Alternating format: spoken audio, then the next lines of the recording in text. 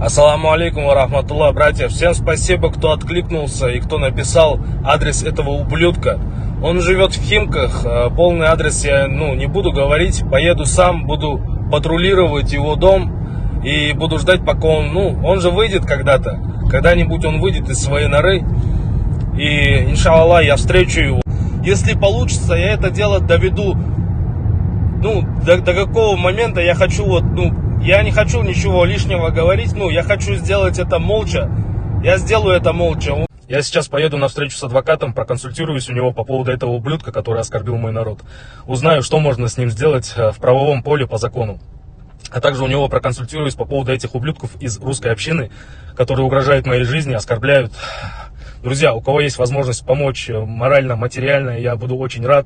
Я простой парень из простой семьи, который зарабатывает себе на хлеб обычной работой, своим трудом, своим потом. Всем спасибо за поддержку. Ассаламу алейкум ва рахматуллах. Всем ассаламу алейкум ва рахматуллах.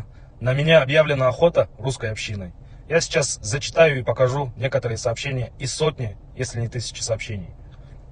Зачитаю сначала. Сейчас время 14:54. Люди меня ищут, пишут: ты еще живой, черт? Так, пишут: так, беги из России, затравлю человека, на тебя охота откроется, тебе придется уезжать на родину. Окей. Скажи просто, где ты? Так, кого ты ищешь? Бобик, тебе на родину ехать. На самом деле все это дело почитать без